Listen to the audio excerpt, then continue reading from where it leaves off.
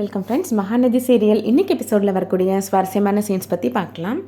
குமரன் ஒரு டீ கடையில் இங்கே பக்கத்தில் ஏதாவது கடை வாடகைக்கு இருக்கானே அப்படின்னு கேட்டுட்ருக்கிறாரு. அங்கேருந்து அவர் போகிறப்ப தெரியாமல் ஒரு பைக்கார மேலே மோதி கீழே விழுந்துடுறாரு. கூட்டம் கூடிருது. அந்த வழியாக இப்போது நிவினுமே வராரு. அவங்க குமரன் இருக்கிறத பார்த்த உடனே என்னென்ன ஏதாவது அடிபட்டுருச்சா அப்படின்னு கேட்குறாரு. இவர் எனக்கு தெரிஞ்சவர் தான், நான் பார்த்துக்கிறேன் அப்படின்னு அங்கே இருக்கிறவங்கள்ட்ட சொல்லிடுறாரு நிவின். நீ எதுக்கு இப்போ இங்கே வந்திருக்கிற அப்படின்னு கேட்குறாரு குமரன்.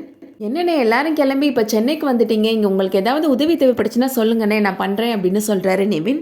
என்னால் எல்லாரையும் பார்த்துக்க முடியாதுன்னு நீ நினைக்கிறியா? அதெல்லாம் நான் பார்த்துக்குவேன் அப்படின்னு சொல்கிறாரு குமரன். நீ பார்த்துக்கோண்ணே, நானும் உனக்கு உதவியாக இருக்கிறேன் அப்படின்னு சொல்கிறாரு நிவின். காவேரி கூட நான் பேசணுன்னே, காவேரி என்னோட நம்பரை பிளாக் பண்ணி வச்சுட்டா, அவட்ட நான் ஒரு சாரி கேட்கணும் அப்படின்னு சொல்கிறாரு நிவின். காவேரி கூட உன்னை பேச வச்சது தான் தப்பாக போச்சு, இனிமேல் நீ காவேரி கூட பேசவே கூடாது அப்படின்னு சொல்கிறாரு குமரன். உன்னை என்னோட கூட பிறந்த தம்பியா நினைச்சு பழகுனதுக்கு என்னோட கழுத்தை அறுத்து விட்டுட்டேல அப்படின்னு சொல்றாரு குமரன். நடந்ததை பத்தி எதுவும் பேச வேணானே, இனிமே நடக்க போறதை பத்தி பார்க்கலாம் அப்படின்னு சொல்றாரு நிவின். வாழ்க்கையில இனிமே நான் உன்னை பார்க்கவே கூடாது, அதான் நடக்கணும் அப்படின்னு சொல்றாரு குமரன். குமரனை ஃபாலோ பண்ணிட்டே நிவின் போயிட்டு இருக்கிறாரு.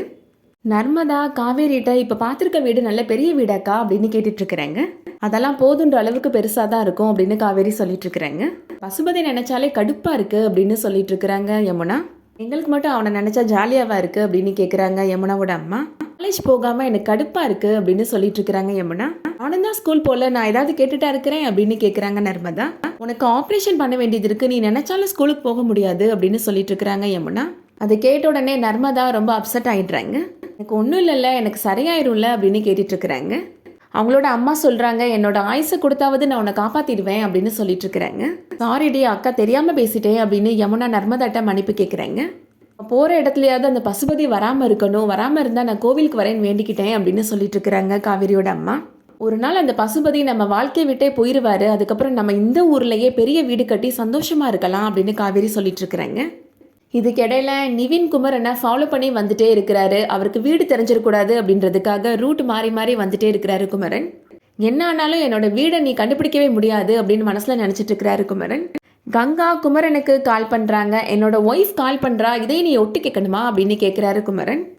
என்னங்க கடை பார்க்க தானே போனீங்க, இவ்வளோ நேரம் ஆயிடுச்சு, ஏன் வரல அப்படின்னு கேட்டுட்டு இருக்கிறாங்க கங்கா. அந்த இடத்துல ஒரு பிரச்சனை ஆயிடுச்சு, நிவின் என்னை பார்த்துட்டான் அப்படின்னு சொல்கிறாரு குமரன். அவன் காவேரிட்ட பேசணும்னு சொல்கிறான், நம்ம வீட்டு அட்ரஸ் கேட்குறான் அப்படின்னு சொல்கிறாரு. நீங்களும் வீட்டு அட்ரஸ் கொடுத்துட்டீங்களா அப்படின்னு கங்கா கேட்குறாங்க. அதெல்லாம் நான் கொடுப்பேன், நான் கொடுக்க மாட்டேன்னு சொல்லிட்டேன் அப்படின்னு சொல்கிறாரு குமரன். இந்த உலகமே அழிஞ்சாலும் பரவாயில்ல, அவன் நம்ம வீடை கண்டுபிடிக்க கூடாது, காவேரியை அவன் பார்த்து பேசவே கூடாது அப்படின்னு சொல்கிறாங்க கங்கா. அதெல்லாம் நான் பார்த்துக்கிறேன் அப்படின்னு சொல்கிறாரு குமரன். அப்போ ஒருத்தர் குமரன்ட்ட அட்ரஸ் கேட்குறாரு. நான் இந்த ஊருக்கு புதுசு, அங்கே ஒருத்தர் நிற்கிறாருல்ல, அவர்கிட்ட போய் கேளுங்க அப்படின்னு சொல்கிறாரு குமரன். நிவின் அவருக்கு அட்ரஸ் சொல்லிட்டு இருக்கிறாரு. அந்த டைமில் அவருக்கு தெரியாமல் எஸ்கேப் ஆகி ஓடி வந்துடுறாரு குமரன். அடுத்ததா காவேரி, அவங்க அம்மா, குமரன், கங்கா 4 பேருமே புது வீட்டுக்கு பால் காய்ச்சறதுக்காக வராங்க. அங்கே பார்த்தா அந்த ஹவுஸ் ஓனர் உட்காந்து பாட்டு கேட்டுட்டு இருக்கிறாரு. கண்ணை மூடி பாட்டு கேட்டுட்டு இருக்கிறாரு. தாத்தா தாத்தா அப்படின்னு கூப்பிட்டு இருக்கிறாங்க காவேரி. அவர் காதலியே விழாம பாட்டு கேட்டுட்டு இருக்கிறாரு. உள்ள இருந்து அந்த ஹவுஸ் ஓனர் லேடி வராங்க. நீங்க வந்துட்டீங்களா, நீங்க பால் காய்ச்ச வரீங்கன்னு சொன்னீங்க, வரலன்னு நானும் தேடிட்டே இருந்தேன் அப்படின்னு சொல்றாங்க. இவ்வளோ சத்தமாக வாங்க பாட்டு கேட்பீங்க, கண்ணு முன்னாடி வந்து நிற்கிறாங்க, அது கூட உங்களுக்கு தெரியலையா அப்படின்னு சொல்லிட்டு பாட்டை ஆஃப் பண்ணி விடுறாங்க. நல்ல பாட்டு தாத்தா இது அப்படின்னு சொல்லிட்டு இருக்கிறாரு குமரன். நானும் சமதாவோட ஃபேனு தான் அப்படின்னு சொல்றாரு.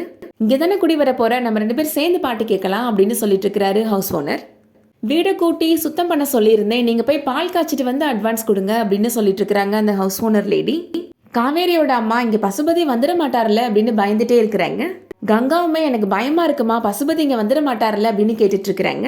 அதெல்லாம் இங்க வர மாட்டாரு, பயப்படாதீங்க அப்படின்னு சொல்லிட்டு இருக்கிறாங்க காவேரி.